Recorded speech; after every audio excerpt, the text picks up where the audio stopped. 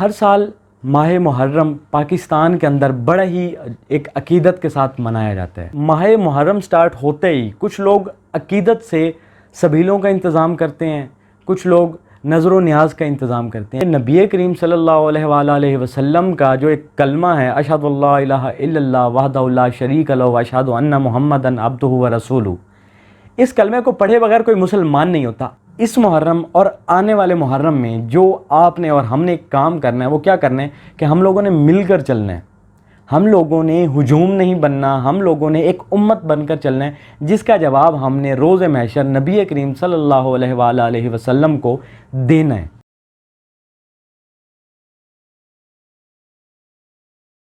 بسم اللہ الرحمن الرحیم، السلام علیکم۔ دی نیوز بز میں آپ سب کا خوش آمدید، اور میں ہوں علی حسن۔ ناظرین، ایک بہت ہی اہم موضوع ہے آج کا ہمارا، اور اس کے اوپر بات کرنا بہت ضروری سمجھتے ہیں۔ اس کا ایک ریزن یہ بھی ہے کہ گزشتہ سالوں میں جو کچھ ہوتا رہا ہے، پہلے یہ بات کلیئر کرتا جاؤں کہ میں ماہ محرم کے یہ جو عشرہ گزرتا ہے، یوم عاشور والا، اس کے اوپر میں بات کرنا چاہ رہا ہوں، لیکن اس سے پہلے جو لوگ ہمارے چینل پر نئے ہیں وہ ہمارے چینل کو سبسکرائب کریں، ویڈیو کو لائک کرنا مت بھولیے گا۔ ناظرین، ہر سال ماہ محرم پاکستان کے اندر بڑا ہی ایک عقیدت کے ساتھ منایا جاتا ہے۔ اس میں یہ ہوتا ہے کہ جیسے ہی ماہ محرم سٹارٹ ہوتا ہے، ماہ محرم کا چاند نظر آتا ہے، لوگ عقیدت کے ساتھ جوک در جوک مجالس میں، محفلیں، مساجد کے اندر جو محفل ہوتے ہیں وہاں جاتے ہیں، عقیدت کے ساتھ فضیلت امام حسین علیہ السلام بیان کرتے ہیں، اور جو کربلا کے اندر حضرت امام حسین علیہ السلام نے قربانی دی اس کے اوپر بات کرتے ہیں۔ لیکن یہاں پہ کچھ چیزیں ایسی ہیں جس کو ڈسکس کرنا بہت ضروری ہے۔ ضروری کیا ہے؟ وہ یہ ہے کہ ماہ محرم سٹارٹ ہوتے ہی کچھ لوگ عقیدت سے سبیلوں کا انتظام کرتے ہیں، کچھ لوگ نظر و نیاز کا انتظام کرتے ہیں، لیکن یہاں پہ جو ہمارے اندر شر پسندی کی ایک ہوا چلی ہوئی ہے، اس میں کیا کہا جاتا ہے، جی یہ تو شیعوں کی سبیل ہے، وہاں سے پانی نہیں پینا۔ یہ سنیوں کی سبیل ہے، وہاں پہ پانی نہیں پینا۔ بھائی کون سنی کون شیعہ ہیں؟ تو سارے کلمہ گو، ٹھیک ہے۔ پہلی شرط تو یہ ہے کہ نبی کریم صلی اللہ علیہ وآلہ وسلم کا جو ایک کلمہ ہے، اشہد اللہ الہ الا اللہ وحدہ لا شریک لہ واشہد ان محمدا عبدہ ورسولہ، اس کلمے کو پڑھے بغیر کوئی مسلمان نہیں ہوتا۔ اگر تو اس کو شیعہ اور سنی دونوں نے پڑھا ہے، اس کا مطلب یہ ہے کہ دونوں مسلمان ہیں۔ اب یہ بات بتانے کی کوئی ضرورت تو ہے نہیں، کیونکہ سب کو پتہ ہے۔ اب آپ کہیں گے کہ یہ کیا بات کریں، لیکن اگر دونوں نے یہ بات پڑھی ہے تو پھر فرق کس چیز کا آتا ہے؟ اگر تم دونوں کی دوستیاں سارا سال کٹھے چلتی ہیں، آپ لوگوں نے سارا سال یونیورسٹیز میں کٹھا جانا ہے، آپ لوگوں نے سارا سال سکولز میں کٹھے رہنا ہے، آپ لوگوں نے سارا سال اپنے بزنس کے لین دین کرنے ہیں، آفیسز میں آپ لوگوں نے کٹھے جابز کرنی ہے، کھانا ساتھ کھانا ہے، ایک دوسرے کے جو شادی وغیرہ کے ایونٹس ہوتے ہیں وہ آپ لوگوں نے اٹینڈ کرنے ہیں، آپ لوگوں نے ایک دوسرے کی خوشی غمی میں شریک ہونا ہے، کوئی مسئلہ نہیں ہے، آپ لوگ کٹھے ہوتے ہیں۔ لیکن جیسے ہی ماہ محرم سٹارٹ ہوتا ہے تو پیچھے سے فتنہ پھیلانے کے لیے ایک پراپر ٹیم کو جو انہوں نے تیار کی ہوتا ہے، وہ یکم محرم سے اپنی پوسٹیں، اپنی ویڈیوز وہ ایک طریقے سے شروع کر دیتے ہیں۔ کیوں؟ کیونکہ تم لوگوں کو وہ کٹھے دیکھنا ہی نہیں چاہتے۔ یہ وہ موقع ہے جس کے اوپر وہ آپ کو توڑتے ہیں اور وہ کامیاب ہو جاتے ہیں۔ اس محرم اور آنے والے محرم میں جو آپ نے اور ہم نے کام کرنا ہے، وہ کیا کرنا ہے کہ ہم لوگوں نے مل کر چلنا ہے۔ ہم لوگوں نے ہجوم نہیں بننا، ہم لوگوں نے ایک امت بن کر چلنا ہے، جس کا جواب ہم نے روز محشر نبی کریم صلی اللہ علیہ وآلہ وسلم کو دینا ہے۔ دوسری بات، ماہ محرم سٹارٹ ہوتا ہے تو جو ایک قربانی حضرت امام حسین علیہ السلام نے کربلا معلیٰ کے اندر دی ہے، اس بیس کے اوپر لوگ دکھ کا اظہار کرتے ہیں، قربانی کے اوپر نہیں، شہادت کے اوپر۔ کیوں؟ کیونکہ کچھ لوگوں کا یہ کہنا ہوتا ہے کہ رونا نہیں چاہیے، بدعت ہے، اور آل دیٹ اباؤٹ جو فیکٹس ہیں پڑے ان کے اوپر وہ بات کی جاتی ہے۔ لیکن یہاں پہ میں یہ بات کرنا چاہوں گا کہ بہت بڑے بڑے جید علماء کرام نے اس بات کی تصدیق کر دی ہے کہ رونا کوئی بدعت نہیں ہے، ٹھیک ہے۔ رونا سنت نبی صلی اللہ علیہ وسلم ہے، جو کہ حضرت امام حسین کے غم میں نبی کریم نے یہ ہوا ہے۔ دوسری بات یہ ایک سائیڈ پوائنٹ ہے۔ بیسک پوائنٹ یہ ہے کہ ہم لوگوں نے مل کر چلنا ہے، ہم لوگوں نے ایک دوسرے کے ساتھ شانہ بشانہ کھڑے رہنا ہے۔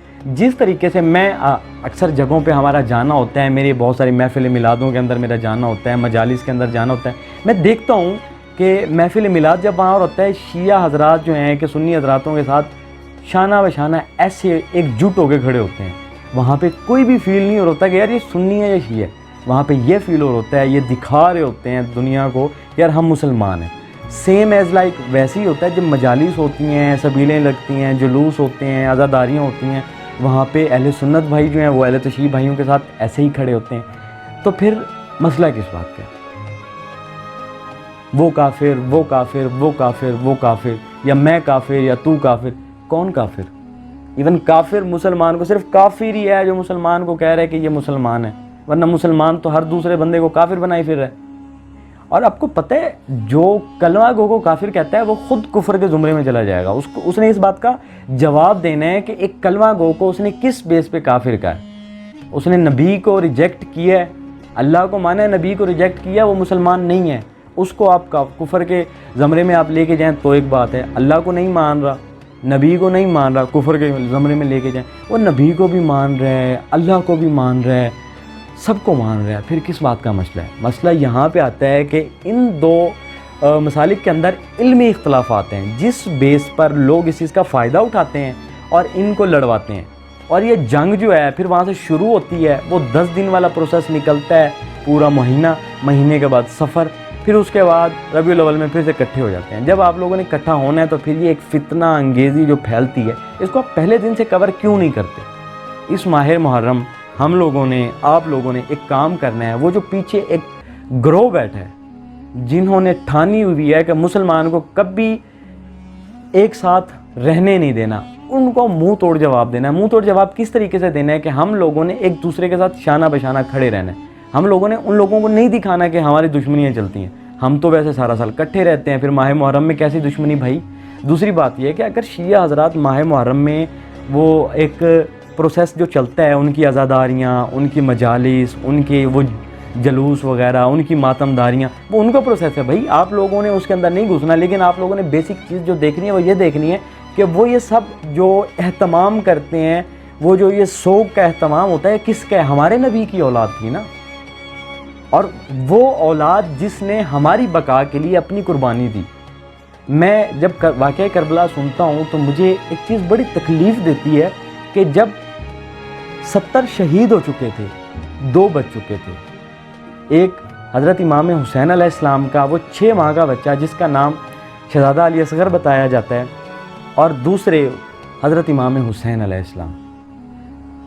اور حضرت امام حسین علیہ السلام جب شہزادہ اصغر کو ان باغیوں کے سامنے لے کے جاتے ہیں جو حضرت امام حسین کو باغی کہہ رہے تھے کہ پانی تم نے بند کر دیا، یہ بہت ظلم کیا، لیکن ہمیں اس کی پرواہ نہیں، ہمیں پانی کی پرواہ نہیں، لیکن یہ معصوم ہے، اس کے لیے پانی دے دو.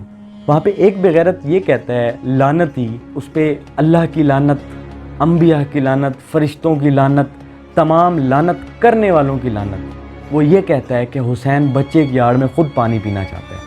اور وہاں پہ وہ دوسرے بغیرت کو کہتا ہے کہ جلدی سے تیر چلا. کیوں؟ کیونکہ وہاں پہ فوج میں ہلچل مچ چکی تھی کہ حسین نے یہ بات کر دی تھی کہ تم مجھے پانی نہ دو، بچے کے لیے 2 گھونٹ پانی دے دو، لیکن بچے کو پانی دے دو. وہاں پہ فوج کی جو یزید کا ایک لشکر تھا اس کے اندر ایک ہلچل مچ چکی تھی، ہاں بچے کو پانی دے دیں، اس میں کیا مسئلہ ہے؟ وہاں پہ اس بغیرت نے دوسرے کو کہا کہ جلدی تیر چلا کے اس بچے کو شہید کر، کہیں یہ ہمارے گلے کا عذاب نہ بن جائے. اور وہاں پہ اس بچے کو اس تیر کے ساتھ شہید کیا گیا جس کو پڑھنے کے بعد میری آنکھوں میں سے آنسو نہیں رکتے، میرا دل خون کا روتا ہے. وہ کیا تھا کہ وہ اس تیر کے ساتھ اس بچے کو شہید کیا گیا جس سے جانوروں کا شکار کیا جاتا ہے. یہ ایک لمحہ فکری ہے آج کے دور کے اندر کہ ہم کن کے خلاف جا رہے ہیں؟ امام حسین کے خلاف جا رہے ہیں. ہم بیسیکلی شیعوں کے خلاف نہیں جا رہے، کیونکہ یہ وہ شیعہ ہیں جن کے ساتھ ہم سارا سال کٹھے رہتے ہیں، یہ وہ شیعہ ہیں جن کے ساتھ ہم سارا سال گھومتے پھرتے ہیں، کھاتے پھرتے ہیں. لیکن محرم آتے ہی ایک چیز ہم پوری دنیا کو شو کروا دیتے ہیں کہ دشمنی ہماری شیعوں کے ساتھ نہیں ہے. دشمنی جو اس ٹائم تک ہم چلا رہے ہیں وہ آل نبی کے ساتھ چلا رہے ہیں. ہم سوچ بھی نہیں سکتے کہ ہم جانے انجانے میں کس حد تک گر رہے ہیں.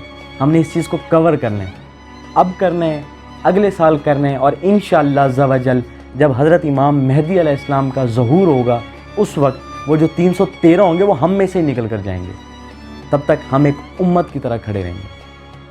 امید کرتا ہوں کہ ہم ایک امت کے طور پر حضرت امام حسین علیہ السلام کے عقیدت کے یہ جو دن ہیں بڑے ہی احترام اور عقیدت کے ساتھ ہم اپنے شیعہ بھائیوں کے ساتھ شانہ بشانہ کھڑے ہو کر ان دنوں کو گزاریں گے. حاضر ہوں گے ہماری اگلی ویڈیو میں، تب تک کے لیے اللہ حافظ.